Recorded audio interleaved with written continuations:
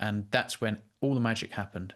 And since that day, my depression has been gone. I haven't had any symptoms of depression. So on day 21, 3 weeks in, my energy out of nowhere was just off, like through the roof, like just so much energy. I didn't know what to do with it.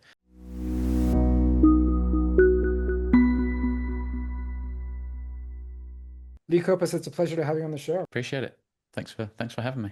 So, for those who don't know your story, how did you discover carnivore? So a lot of people associate my carnivore journey with having this bag, and I think a lot of people think that I went carnivore to address my IBD, which is what I had, but that actually led to having depression, and it was the depression that was the push for me, my reason why. But if I go back, it all started in 2012 when I was first diagnosed with my first health problem. I didn't have any indications before that my health wasn't optimal. And so this started with what looked like bloody diarrhea. It was the very first time for me. It was a bit of a shock. After a couple of minor spells that went quite quickly on their own, it was the third time round. It lingered a bit, and I thought, okay, I've obviously got a problem here. I need to get it checked out. So went down to my GP, and that's when they referred me to the hospital to have a sigmoid endoscopy, which is a procedure with a camera and little pincers to take biopsies, and then they would run those for tests, and that's when they came back with the diagnosis of ulcerative colitis. So it's an inflammatory bowel disease. It's also classed as an autoimmune disease. It exclusively affected the colon, and I was pretty worried about my health. I listened to what they had to say about diet. They obviously mentioned drugs, but I wasn't in need immediately off the bat. It was quite mild, so they just emphasised whole grains. That's everybody mentioned whole grains, little and often. So eating smaller, more regular meals, and just lots of colours and balance and plants. Really was pretty much the information that I got, and so that's what I did. And I was almost on track anyway. I did actually care about what I put in my body, and I thought that what I was doing was kind of correct, based on not just dietary guidelines, but I'm thinking I'm eating lots of healthy whole foods, and so surely that's a good thing, right? So anyway, I go about being a bit more conscientious about my diet, and after a couple of years, things hadn't got better. They had actually just gotten worse. So I go back down to my GP and just emphasize the fact that my symptoms are now worse. I'm flaring up a bit more frequently. So what happens is I will typically go in and out of flare ups. So you go in and out of remission. When you're in remission, you just feel like a normal guy. Nothing sort of unusual going on in terms of symptoms. That they're pretty much non-existent, so you can just get on and live a normal life. But when I would flare up, it's like just falling ill, and all of a sudden I would have bloody diarrhea again. I'd be, just dehydrated. I would often feel like I'm losing strength and muscle and that kind of thing. And these things would just last longer as time went on. So in 2014, that's when they prescribed some steroids. It's a very typical treatment actually for IBD. And like I think a lot of people would say the same. You go on steroids in the beginning and they're miraculous, and I think that's just what it's like when you're on them. But the moment you take them away, you come off them, all the problems come back. And it's like when you're bodybuilding, you can gain some extra benefits. You sort of can push past your genetic ceiling. You can build more muscle, but the moment you take those exogenous drugs out of your system, those additional gains associated with the steroids, they just come back down to baseline and maybe even drop. So Yeah, and I think we should mention for folks who may not know, the reason that autoimmune patients are prescribed steroids is because they interfere with the immune response, right? And not just with the autoimmune condition, but the immune response in general. So if you keep someone on a high enough dose of steroids for long enough, they're going to die of something else. They're going to get an infection, a yeah, cold, pneumonia or something, and it's going to be a bad scene. So you can't keep exactly. someone on it forever. Exactly. Yeah, yeah. It's amazing because they also act in reducing inflammation quite quickly, like almost instantly, and so it's almost like immediate relief. But like you're saying, it's not sustainable. They're attacking your body in other ways, and it's not something you can just treat yourself with because you feel like, oh, I'm better when I'm on them. It's like no, yes and no. So going forward after 2014, I'm now taking these drugs. They're saying actually I'm doing all the right things in terms of my diet. I was eating roughly 5 times a day, basing meals around grains, and I was having some animal protein, but it was mostly chicken and cod, things like that. Hardly any fat. In fact, it would kind of gross me out. I had a funny relationship with it just because of my history, what I'd learned, that my previous diets, everything that I'm sort of being taught. It almost put me off to the point where I found it kind of disgusting to eat fat. So I didn't eat any animal fats. My symptoms just continued to get worse and worse and worse. So in 2017, I had already known a few flare ups a year, some of which the frequencies in a day of bowel movements would be up to maybe 20 odd, 22, 23, something that on a really bad day. But that would be, peak around some other days where I'm only going maybe 12, 15, 16, 17 times. Only. Yeah, right. Right, yeah, yeah. In the beginning, maybe 7, 8 times, was a bad day, and now all of a sudden it's kind of like 20s a bad day. Well, in 2017, I flared up for the last time, and I was almost aware of the fact that it was the last time because it was so severe. I thought there's no coming back from this either way.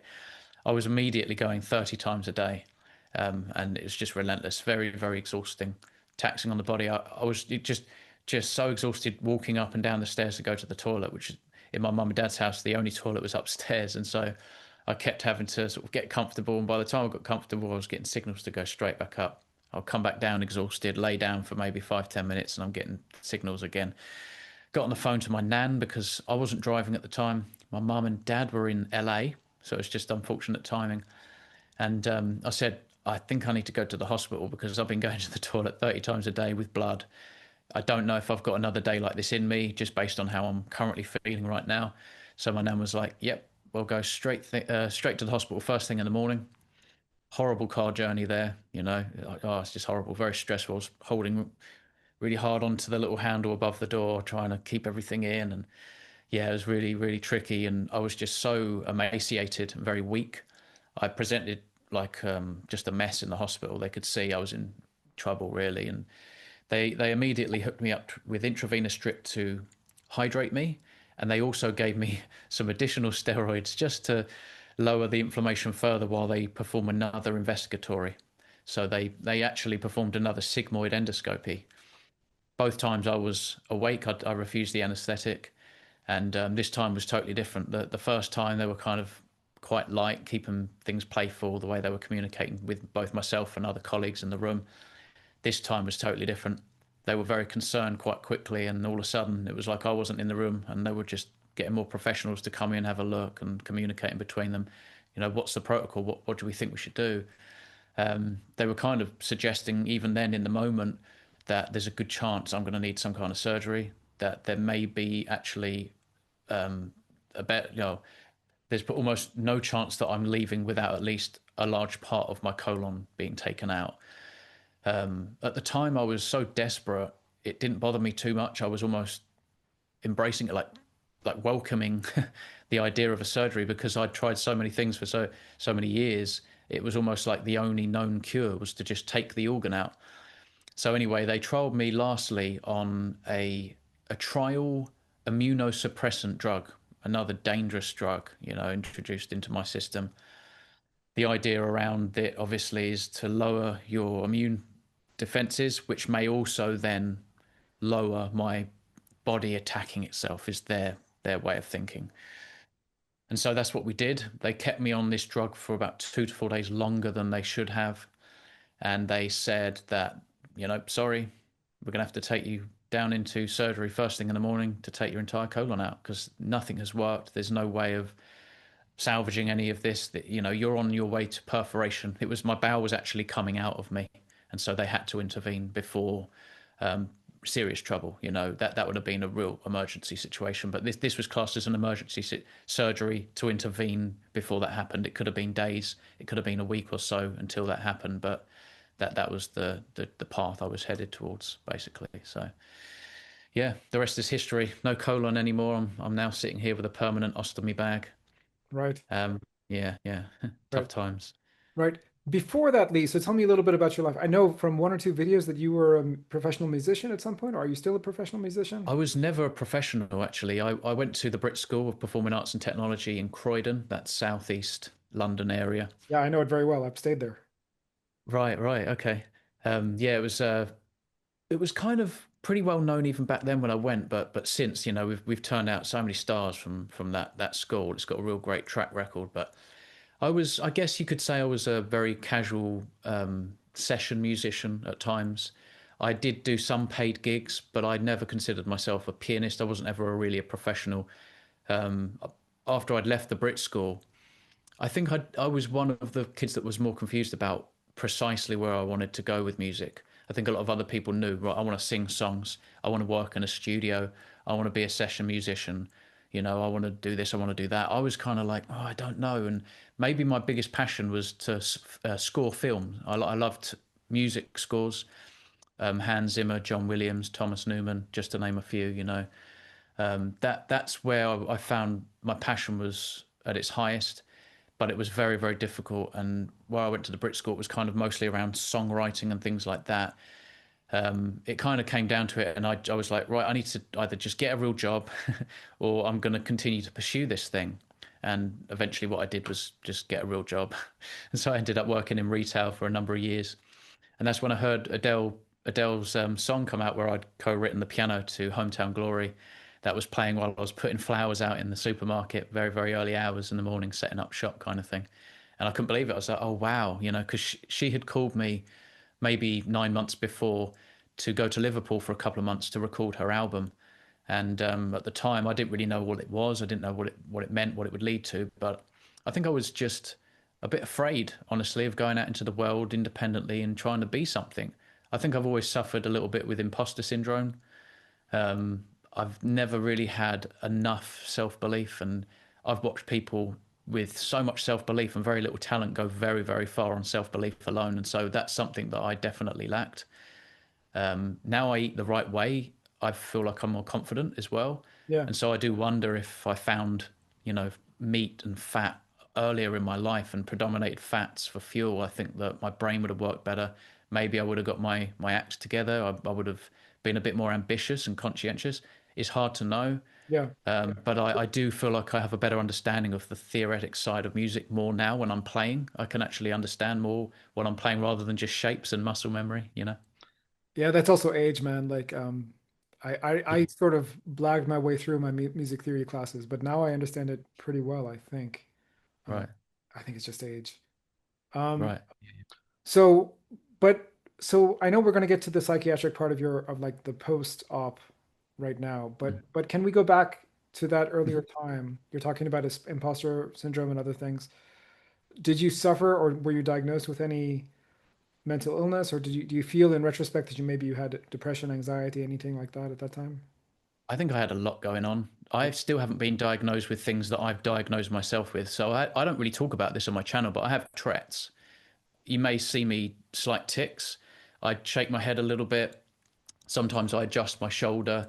I've been known to open my mouth, like my nose, like raise my eyebrows. I have like a little, I do like a, it's not a cough, but it's a weird thing. So the criteria is two kind of physical and one verbal tick, and so I'm like, I'm pretty sure I have Tourette's.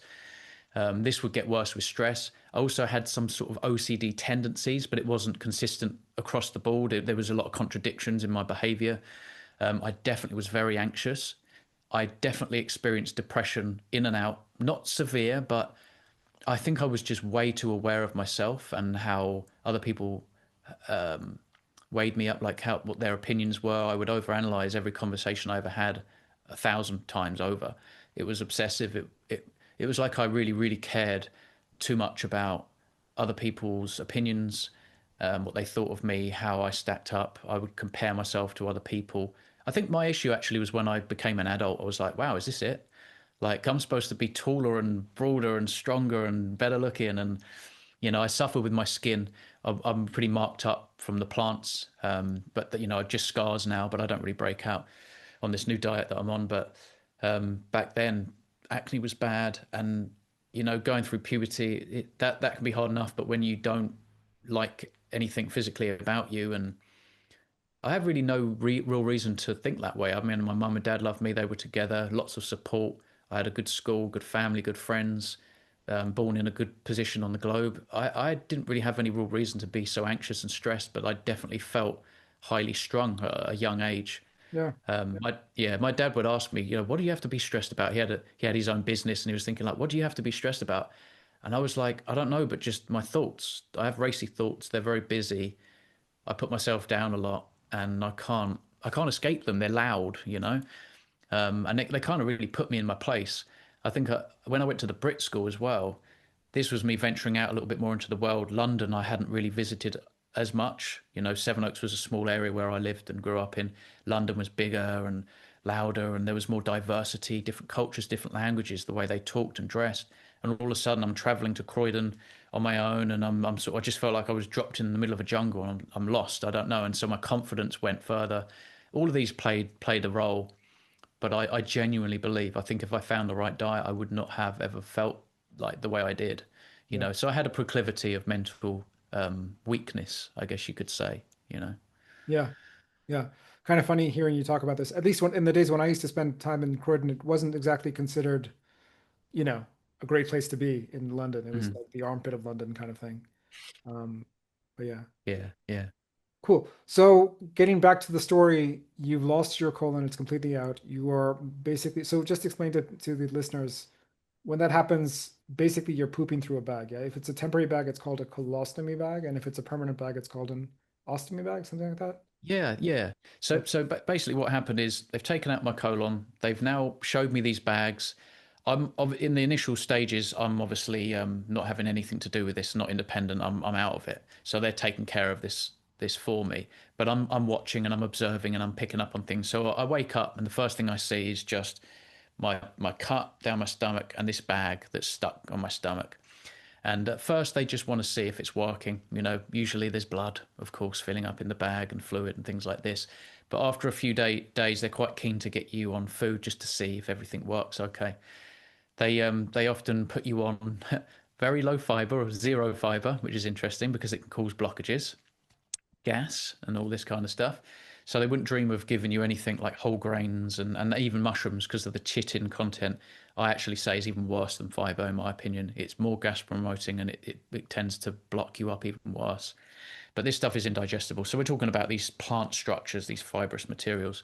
So they give you things like white bread and butter, toasted butter, Pringles, which is starch with a bit of salt. And all these people with stomas, they it's almost like they act like Pringles are a superfood because it helps stodge up the consistency without. Yeah, it's crazy. It's absolutely absurd. I mean, But you could anyway, just have desiccated cardboard, I guess, do the same thing. yeah, with a bit of salt, yeah, it's ridiculous. I know. Anyway, so it was working. They were happy that it all worked okay. Because it's a combination of things. Obviously, you have the peristalsis movement, and then you have gravity. But some people just reject this immediately, and I was quite fortunate. Good surgeon, lots of experience, and everything went to plan. So it got to the point where I was able to stand, clean, change the bag. They gave me the company details so that I could set up a prescription and manage that myself. And then pretty much they're happy for me to and go away on my own and be independent. So that's what I did. I was really excited to get home, to sleep for one, but to get back to eating some better food. It's crazy, I know, but even in that moment, I had not questioned the fact that I've been in this situation. I've lost my colon, and this is what I was previously eating. I actually just still believe because I was so deeply indoctrinated that I should go back to eating all of the foods that I was eating previously. Did they give you any dietary advice when they sent you home? They gave me a little pamphlet which had some directions towards foods you may want to avoid at least at first and introduce slowly because they are so gas promoting.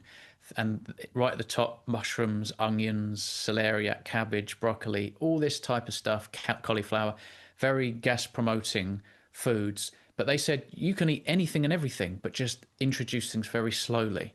They said you could even eat the hottest curries in the world, just introduce things slowly. So that's kind of what I did.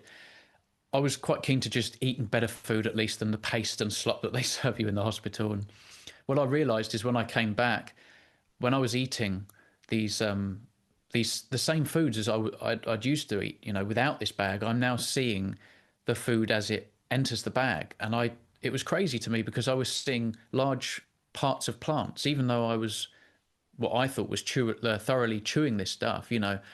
the broccoli, the carrots, the Brussels sprouts, the rice, the peas, the nuts, the seeds, I was seeing fragments, segments, and big parts of these plants, the colours intact in the bag. But I'd never seen any kind of meat, evidence of meat, eggs, cheese, you name it, any animal products in general. No evidence of that whatsoever. And it was almost like that was the real poop, if you like, and it was liquidy. And then you see all these vegetables and things swimming around in the poop, and it was just so strange to me. Yeah. But I still thought, like, but this is where I'm getting my nutrients. I need to eat this stuff. Yeah.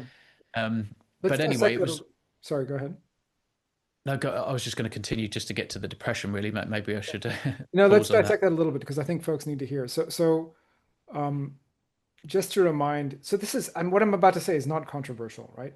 When you are eating animal foods, meat, eggs, fish, cheese, whatever that is, it gets digested in the stomach partly and in the small intestine. So that's the upper intestine. You still have a full small intestine, right?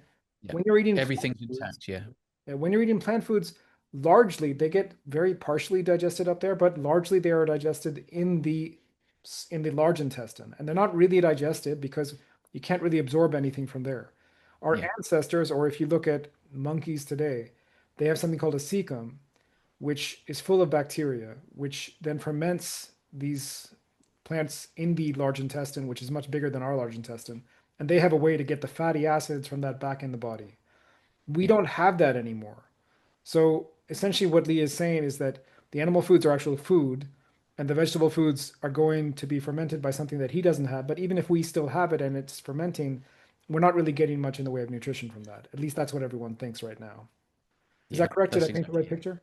That's exactly it. Yeah. So the food in the way of animal nutrition is broken down into a liquid effortlessly in our stomach.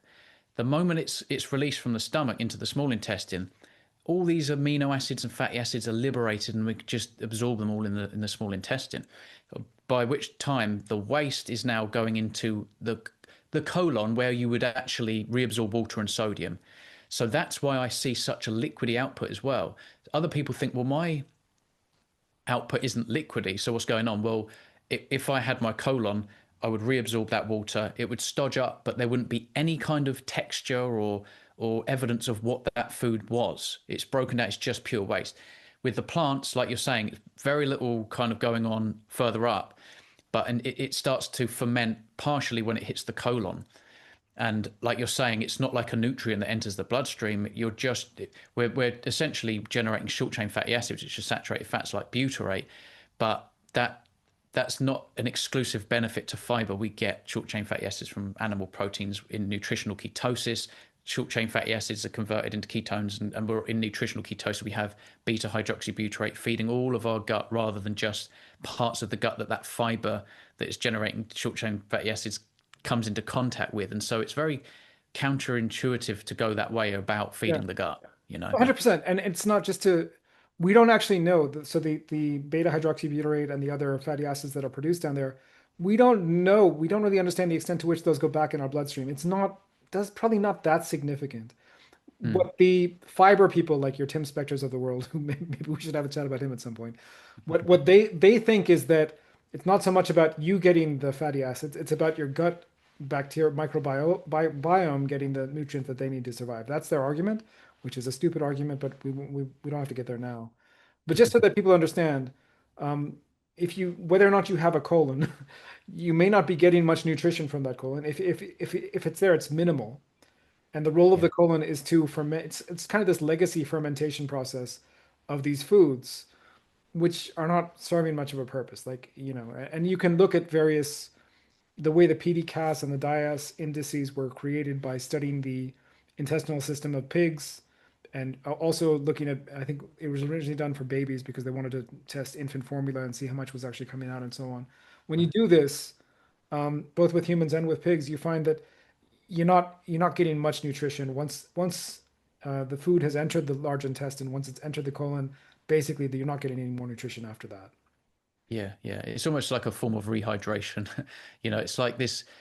I've found it's kind of convenient on some levels to have a colon, but then there's other times where it's kind of convenient to have this bag, funnily enough. But um, Yeah, no, you're right. It's not where we absorb our nutrition. It serves its purpose. It would be better to have the colon, of course. It's there for a reason. But even when compared with primates, ours is kind of like half the size. So when you look at, ruminants, obviously they have these four-chamber stomachs, large cecums, different, chamber stomachs with lots of organisms to ferment this stuff thoroughly and to benefit from all the saturated fats and fatty acids. We, like you're saying, we don't get enough of that, and so it just seems crazy. And actually it's just getting in the enzymatic relationship between the nutrients in your food and the lumen in your intestine, so it just blocks nutrients. Of course, with the gas as well, methane can exacerbate constipation. There's so much to it Yeah. that when you realize that, you think actually, it's more pleasant, my experience, not trying to accommodate plant foods, whole plant foods with fiber in the body. Even now in my position with an ostomy bag, life is so much easier when I only eat meat. I don't I'm not aware of the process. I don't feel gas build up. I'm not worried about obstructions. Where if you're eating plants, there's always a risk there, Yeah. So as take us back because to there's this, where you were eating plants and you had the ostomy bag. What was going on then? lots of gas, lots of problems, lots of like what I would describe as combinations of short-term blockages and indigestion. I had a few obstructions, one in which scared the hell out of me. I woke up in the middle of the night, and where obviously there's a very aggressive corner that my my last part of the small intestine, which is the terminal part of the ileum, hence the ileostomy, it comes around and punches through the abdominal wall. Round this corner is the area that houses like the biggest risk of a obstruction. And so what happened? I think I went to bed. I had eaten some chicken, rice, and broccoli. It was brown rice, broccoli that was cooked just about. It was like not that too soft. And I thought I was chewing this stuff thoroughly. In fact, I definitely chewed it thoroughly because I'd already had a minor obstruction, and now I'm like really like conscious and aware. I'd salted it a bit, and I think actually when you in some ways when you really chew the fiber, it kind of creates like a paste. It was almost like this cement paste, and I'd woke up in the middle of the night feeling a bit of discomfort, and I felt my abdominal wall, and it was really strange. I couldn't feel my stoma properly, even with the bag on. I went to the toilet and I turned the light on and sort of like tried to come to a bit out of it. It was about 2:33 in the morning, and I looked down, and my stomach had kind of folded over the stoma where the blockage was so severe it was trying to come out but it couldn't, and so it was bulging up like that, and it was kind of my stoma was like disappearing almost as this thing went over my, yeah, it was very strange. What I had to do was almost just grab part of my stomach and pull it and push it back, and that's when, and I don't want to offend anybody, but that's when I had a bit of relief, and it was like this very very thick cement paste came out. But there was problems. I had to go to the hospital and kind of get all of this stuff out, and that's when I was like, well, what can I do? Because I'd eaten what I'm supposed to eat. I really chewed thoroughly. They always say to add salt because I don't have the colon. That's where we reabsorb water and salt. You want to almost replace that compensatory, like you're adding the salt to make up for that. And so yeah, it was a nightmare. And the amount of times I've had things like an Indian takeaway with lots of onions and spices. I've had it late at night. I've had maybe a beer, ordered a takeaway, and then I've gone to bed a few hours later, and when I wake up in the morning, the bag is completely full with air. Wow. Like there's no even hardly enough room to open the bag, to empty the bag, Yeah. if that makes sense. It's Wow. completely full with air. Yeah. So the term is oligosaccharides, right? The specific fiber in onions. And this is the basis for those who may be familiar with the low FODMAP or the no FODMAP diet. You take Yeah, onions is one of the key things you have to take out because they cause these problems. yeah, yeah. But I think all FODMAPs, even low FODMAPs, they all cause gas.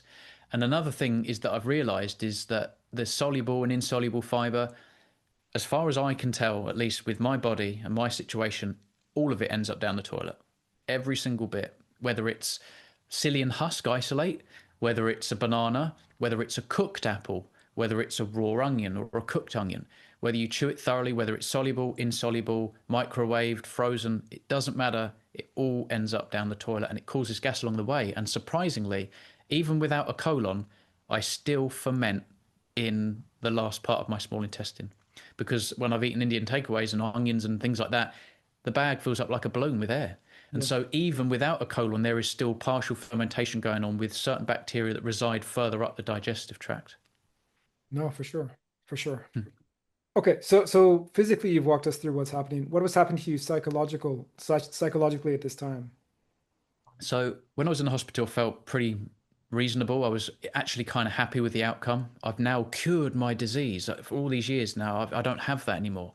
I can go back home and hopefully I'll be all right. But the problem is when I got back home, this to me just was super alien. I felt like I was normal in the hospital and everybody was used to seeing that type of thing. But when I was home, it was a reality check. I have to go back to work with this thing. I have to, I'm going to see my old friends with this thing. I'm single. I'm going to want to meet a woman, and is she going to be able to accept this thing? All these things played in my mind, and it was immediate. When I got home, I was just instantly depressed because I didn't really like my outcome. I didn't like my life. I didn't like the situation I was in. It was very uncomfortable to wear. It affected my sleep as well. I felt restricted to my back, and that also kind of contributed to this vicious cycle with not sleeping as well, not thinking in a healthy way. The food that I was eating I thought is what I should eat, but was causing me problems. I developed a love-hate relationship with all food, because at that time I never considered that I would just eat meat on its own. I'd never thought that that would even be an option. I didn't think that that was sustainable or sensible. But what I will say is that over time, we would have Sunday roasts over here on a Sunday, right? We'd go back around my mum and dad's house and there would be meat, some potatoes, Yorkshire puddings, gravy, and then an assortment of vegetables, usually broccoli, cauliflower, and carrots, for example, or peas. What I found is that after a while, I was sort of say to my mum, like, do you know, I don't think I want any broccoli. Do you know, I just, not as many peas. I'll just have a little bit. And after a while, it was like I was having chicken, potatoes, Yorkshires, and gravy. And I realized my experience was so much better. Less gas, no obstructions. I wasn't aware of when things started to work and go into the bag. It was just a breeze. It was so much easier. But I was still very, very depressed, and I hadn't gone anywhere close to a carnivore diet. I was still eating lots of fries, potatoes, drinking fruit juices. I wasn't fueling my brain correctly because I was never in ketosis. I was always running on sugar, regardless of whether it was kind of starch and meat and again, very little fat. So I was always out of ketosis. But yeah, my mental condition got worse and worse, and it got to the stage where I realised I actually wasn't able to cope by myself. I wanted to go and reach out for help and try and get the ball rolling in terms of moving to a better position than the current position. So I saw my GP again, had a conversation with him, different doctor actually this time, and he referred me to another unit. He gave me another number, a very long number, but it started with a bunch of zeros, and I called these people up, and they had a 45-minute conversation with me over the phone about everything and beyond. I couldn't believe what we were talking about. At the end of this conversation, they were going to get back to me. They also said, "Do you drink alcohol?" And I said, "Yes, but it's nothing crazy. I'm not like dependent on it, and I never would never dream of drinking in the morning." They said, if you can give that up, that will definitely help. The moment I put that phone down, I stopped drinking alcohol, and that was 2 months before I went carnivore.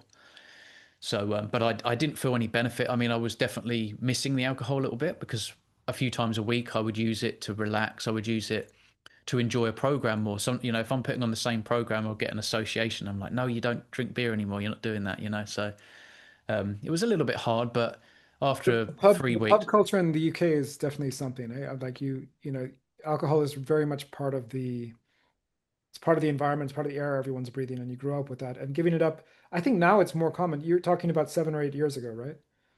Um, oh no, this is like 3 years and 2 months, 3 years and two and a half months ago.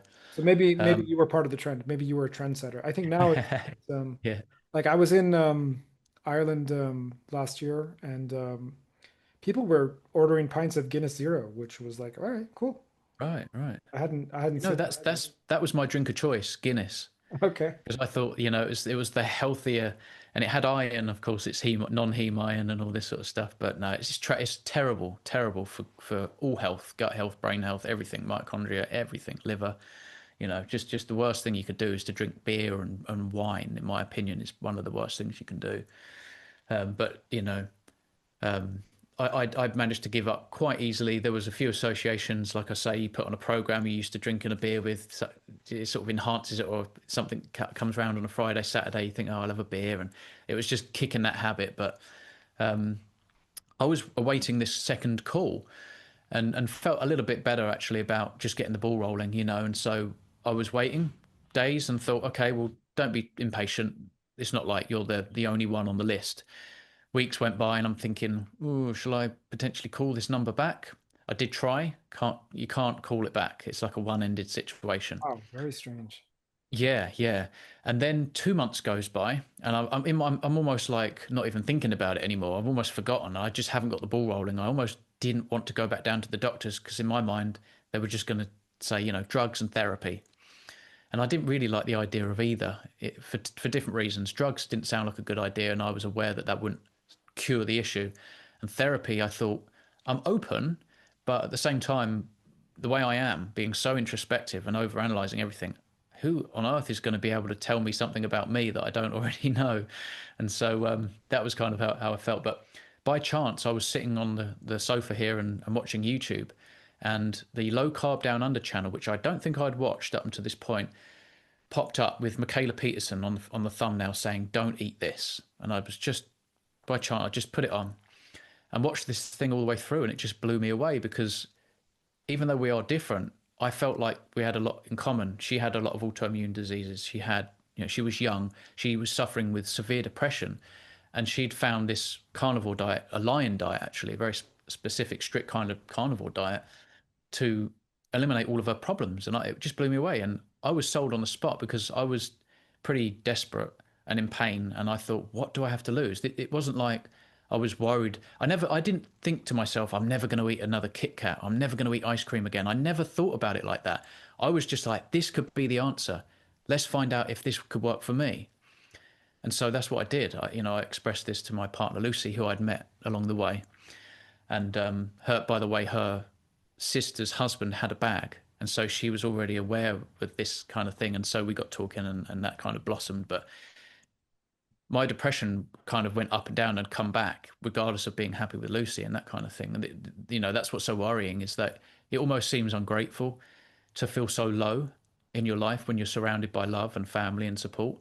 But that's not the antidote. That wasn't the antidote. The antidote all along was nutrition, was to fuel myself with the right nutrition. Because what happened was when I went carnivore, I started the BBBE challenge, so beef, butter, bacon, and eggs. I thought that was kind of an easy concept to grasp, and there sounded like enough variety. I didn't want to jump into the lamb only diet or the beef only diet. So that kind of worked, and I had my breakfast made, eggs and bacon. I then have steak and eggs later, and all this kind of stuff. And I started to realize that my acid reflux went immediately. My skin started to improve. My energy came down at first because I was just not used to eating fat. I wasn't used to eating fat. I wasn't even able to eat enough, in my opinion, especially in the beginning. And the carbohydrate withdrawal was pretty extreme. I was tired at night, just out of feeling like I didn't have enough energy. I wasn't not because I worked hard, but because I just felt like I didn't put the right stuff in, at first. So yeah, felt a little bit lethargic. Initiating sleep sometimes was a problem, but other times I just was really shattered, and so would pass out in the bed quite quick, but wake up almost like I was hungry. But I had obviously noticed some benefits already, so I was being patient. I thought, well, look, I'm just going to see this through. I'm setting myself a 30-day challenge, so I'm going to see this through. Day 21 came, and that's when all the magic happened.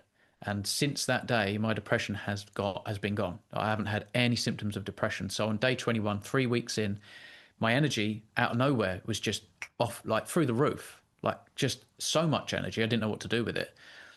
And I'd also realized, because I was cleaning windows, that's what I do for a job. I'm spending lots of time outside. I would burn very easily. I would always have a red neck, a red nose. I've blistered going skiing before. Well, I wasn't sweating a lot at all. And I realized I just wasn't burning. I wasn't even catching the sun almost. And it just kind of, it was so interesting to me. I've got all this energy. I'm not depressed. My skin's improved. I don't sweat anymore, and I'm not burning in the sun. And that was all on day 21. And I pulled over and made a video talking about all of those things. And even when if I were to watch that video now, it's like I'm expressing myself in disbelief. Like I'm kind of telling the world what's happened to me, yet I still can't quite believe it myself. Like, how is this possible? But the answer all along was that my brain needed ketones, my brain needed fats, my brain needed lots of heme iron, not non-heme, and that it would do really well with the DHA and EPA coming in large amounts rather than the small amount that I would get from plants, if any, because I was probably depleting it at such a rate as well. My lifestyle, the stress, everything. I'm surprised I had enough anything. I don't think I had enough D3, B12. I don't think I had enough of what the brain really loves. And I guess after 3 weeks, I certainly wasn't fat adapted. I think that took maybe another few months Yeah. because I could continue to eat more fat and eat more meat and eat more raw as well, which I find to be more beneficial. But yeah, this was like a beginning of a journey now that life had changed for me, and things would never be the same again. The way I saw the world changed instantly. Just observing other people's routines, their lives, what they put in their carts. I started to learn more and more about what I'm eating and why this works. And every day it was kind of like I had to keep shaking my head, like this can't be right. This can't be right. Because everything I was learning was almost the complete opposite of what we've been told. Everything from medications to supplements to the nutrition in plants to the nutrition in meat to what the studies say to what the doctors advise. Everywhere it was just like the Matrix everywhere, and I couldn't unsee it.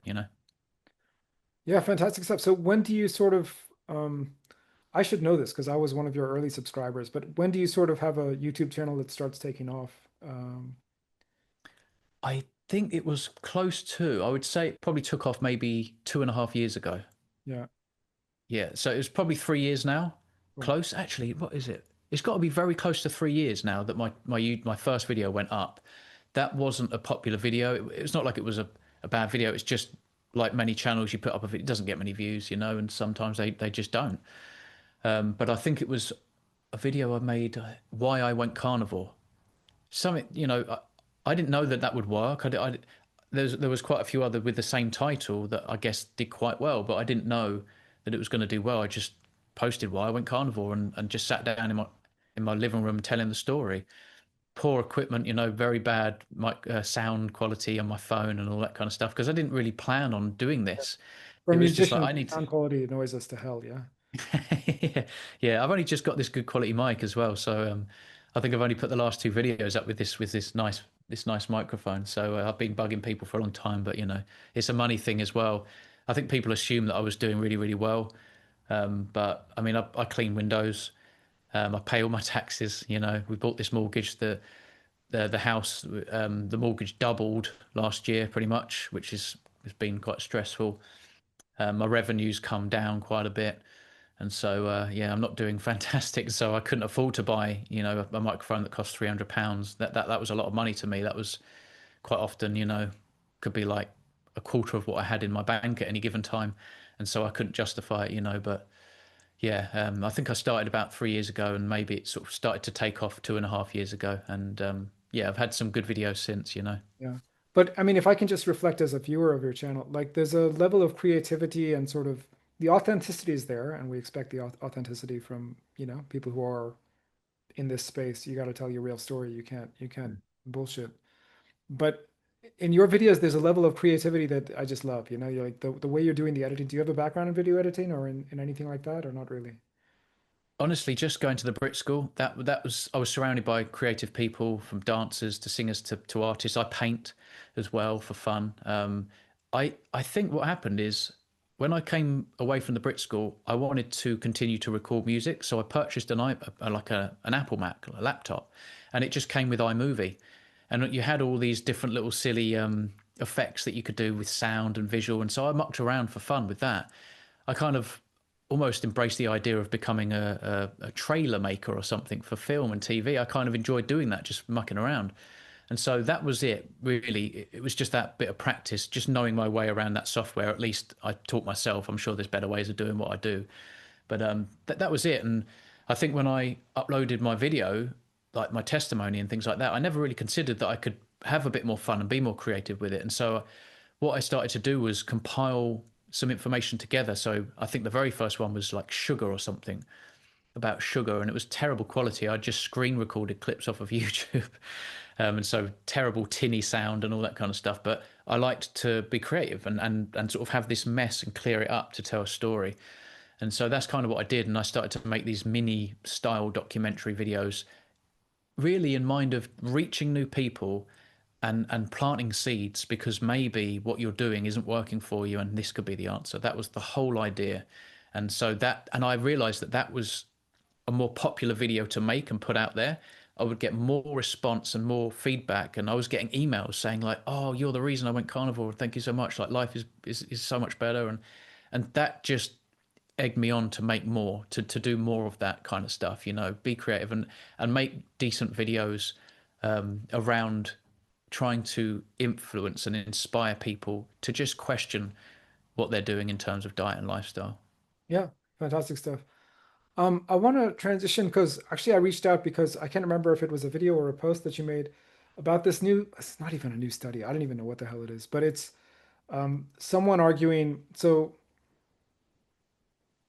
let me set it up if it's okay, because this is sort of Yeah, yeah, no worries. my wheelhouse. So in my background as an anthropologist, what we find is that there's a period of time, especially for Neanderthals, but also for Homo sapiens, when looking at the nitrogen isotope analysis, it just doesn't make any sense because Right. they're eating more meat than seems possible by like every standard. Like it's not even if you ate only beef, like and if you ate 3 big meals a day, you're not going to hit that level of nitrogen isotope concentration, right? N15. This is the Yeah, yeah. isotope that we're talking about. So there have been different explanations for this.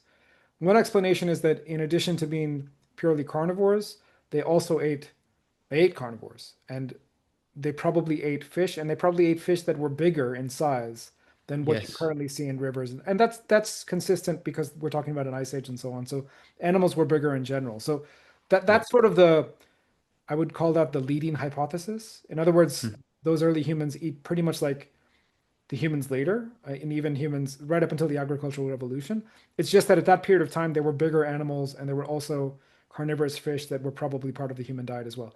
But what's happened in the last couple of weeks, someone's put out a paper, not just the paper, it's like a PR push to say, no, it wasn't that. What they're actually doing is eating maggots. So I don't know if you have any thoughts on that study or that line of. Well, I haven't actually seen that. My opinion is that we obviously have trophic levels as well, right? That's right. And so maggots aren't exactly high up in the food chain, right? Well, So, because so if the maggots were eating the woolly mammoths, if they're oh, I see, I so see. the human is killing the woolly mammoth and then using the woolly mammoth, not eating the woolly mammoth, but using it as a farm to grow Yes, insect yes, larvae. yes. And those That insect makes larvae sense. are registering as hyper carnivores, yeah? Sure, sure.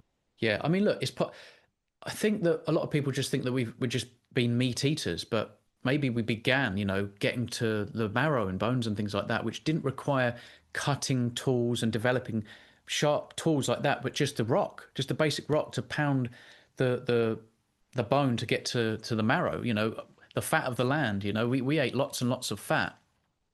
I think yes, we probably ate a lot of fish as well. If you think again, if you compare, say, grass, sheep, human, compared to, say, phytoplankton and krill, then herring, then mackerel, then human, the isotope There's more ratio is there, yeah. 15 to 14 is going to be higher because like people say like you are what you eat, but there's like a famous isotope quote. It's like you are what you eat plus 3 to 5 mil or something like that, which alludes to the jump in trophic levels.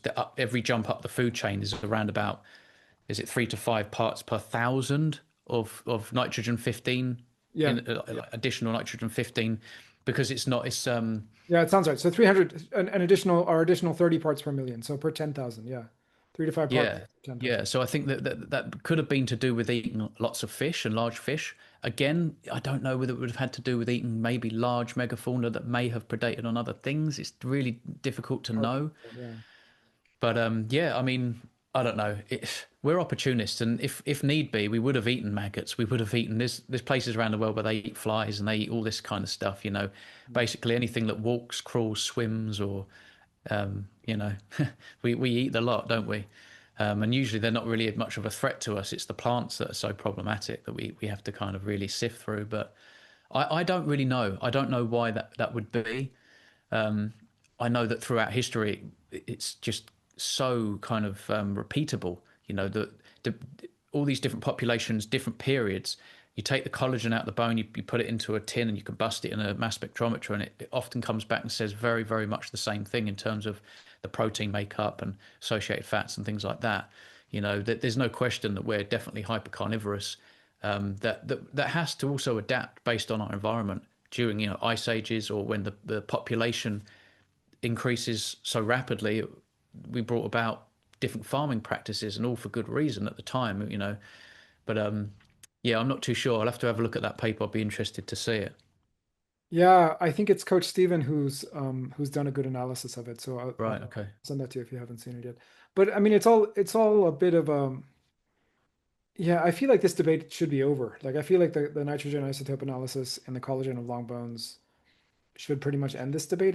But we're still facing pushback, and it annoys me. I So guess, like you say, that yeah, there is always going to be nuance. There's always going to be nuance. But when to say that it's maggots and to say that it's bugs and insects, I think that is just they're trying to course correct to fit their narrative. I think that that's what they want out of for that. sure. They've been pushing the bugs, haven't they? So It's weird. I mean, and again, so there are societies, including like Aboriginal Australian societies, for example, where like fatty insect larvae were very much part of the diet, especially in certain populations. But keep in mind that the animals that are left in Australia after the end of the last ice age are tend to be quite lean. So they needed to get fat in their diet, and the way that they did was by insect larvae and so on. So, there's a lot of nuance here. But for me, the main the sort of evidence base is that within the realm of all of the humans prior to 12,000 years ago appear to have been hyper carnivorous based on what we can tell. What they're eating within that may vary. I mean, it does vary from place to place, obviously. yeah, But yeah, just that fact alone means if you're not doing well mentally or physically, give the diet a try, and then we take it from there, right? I agree, 100%. Fat, fat, fat, definitely. Yeah. I think we're all different. Like we all have the same anatomy, but there is nuance in terms of our specific genes and our phenotype, etc. That other than that, we are the same. If you open us up, we have the same machinery. We're going to run best on species appropriate substrates, not just any old thing in moderation, not something because you're bored or because it's a different color or that's not the way we should approach it. We should be approaching it in a species appropriate fashion.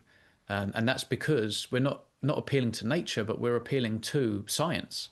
We're appealing to hard science and hard scientific inferences, Yeah. not just some kind of associative study that can bring around some correlate that, oh, that's the best with what we've got to work with. It's like, Yeah. no, it's really not. It's terrible. Have you come across, Lee? I'm sure you've come across people like this, but I'd like you to tell me about a couple of them. People who've seen your story and decided they also had UC, ulcerative colitis, or Crohn's. Sorry, which one did you have? You had UC. Ulcerative colitis. Yeah. And they decided to go on a purely carnivorous diet and they saw some benefits. Have you heard any stories like that before they lost their colon completely? Oh yeah, yeah, yeah. Lots of people. I mean, at the event that I went to a couple of weeks ago, I shook hands with two people that I'm not sure it was me that convinced them, but they had ulcerative colitis. They're on a carnivore diet and they don't have any symptoms anymore. They've been in remission for a good few years. And that was coupled just in person. Online, I've seen many, many comments, combinations of people that have found this diet through somebody else have then stumbled across me and just let me know, based on my conditions and etc. in my history. They just said, it's cured my ulcerative colitis. I've been on this for 7 years, 4 years, 3 years.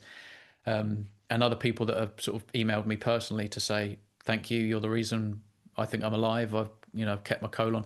I had someone else reach out about their son, thanking me on behalf of their son that had ulcerative colitis and that he's okay now. And they were talking about taking his colon out, etc.